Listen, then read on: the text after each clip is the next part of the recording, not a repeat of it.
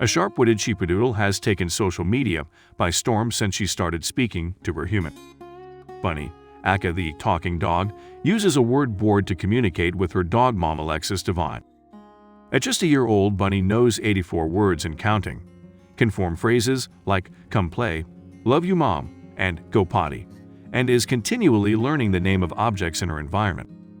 I think every child sort of has a dream growing up, like, what if I could talk to animals? Divine tells This Dog's Life, "I thought if I were able to do this, it would be an added component to building this connection and bond that I was really committed to having with Bunny." Awestruck dog lovers have become huge fans of Bunny's genius, with the pup amassing more than 5 million followers on her TikTok account. She's also on Instagram and YouTube. Because of her talent, she has already been featured in People and Insider and on the morning show NBC Today. She even has her own existential crisis, being thanks to her tendency to ask why questions. Her entertaining conversations with Divine have amazed not only viewers but also scientists. Bunny is a part of a study conducted by They Can Talk. The research is led by scientists at the University of California, San Diego. They are eager to discover whether animals can communicate in language-like ways.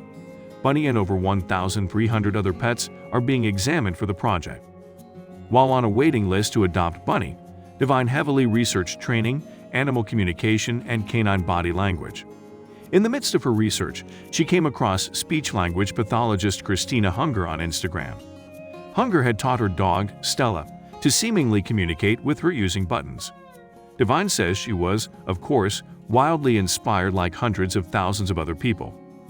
When Bunny came home, Divine, using a Fluent Pet wood board, had a few buttons ready for her to use, specifically an outside button near the door. Set up with zero expectations, she noticed that within just a few weeks, Bunny was consistently using the outside button all on her own to let her know she wanted to go out. At that point in time, it was sort of game on. I'd move that button to a board, add a few more, and we've just been expanding our board ever since, Divine says.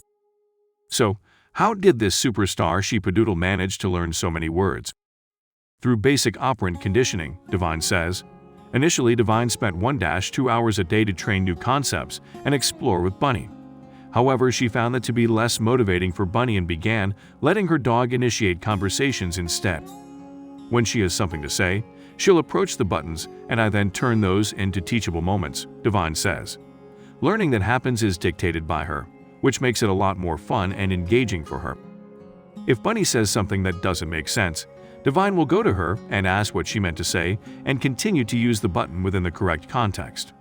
She also teaches a new word in a way where Bunny can make a physical association with it and encourages her using its button. Typically, within the same day of learning a new word, Bunny will use the button, whether it's contextually appropriate or not.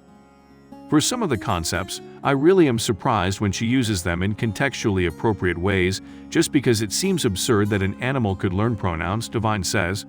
Some of the word combinations that have come out of her mouth are just so extraordinary that on a lot of levels, I'm like, this is crazy and impossible. An astonishing example of when Bunny has communicated with Divine is when she expressed she was in pain after a hike. During her outing, Bunny got a foxtail in her paw. Foxtails are an invasive species of barbed grass that can pose a risk to dogs' circulatory systems and require surgery. However, thanks to Bunny saying when and where there was a foxtail in her paw, Divine was able to remove it before it required medical intervention. On another occasion, Bunny has also told Divine about an infection she had. Divine believes augmentative and alternative communication devices, like the Fluent Pet word board, pose an exciting potential for animals to be able to communicate when they're in pain. That's something that I think every animal owner would really love to have be a part of the relationship, so that an animal doesn't have to suffer needlessly, Divine says. If we were able to transfer this into the realm of veterinary science and help our animals tell us when and where they're in pain, I think it could revolutionize the way we think about veterinary science. Divine thinks most animals are capable of learning how to communicate, even with just a little bit of training. She says, the more time you're able to invest in a commitment to relationship and communication, the more quickly an animal is going to learn. For Divine, the buttons have added another layer of deepening and strengthening her bond with Bunny, which she says have allowed her to spend all day with Bunny and meet her needs to play.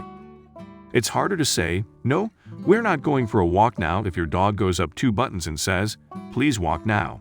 I think she's getting a lot more of what she asks for, perhaps, than if we didn't have the buttons.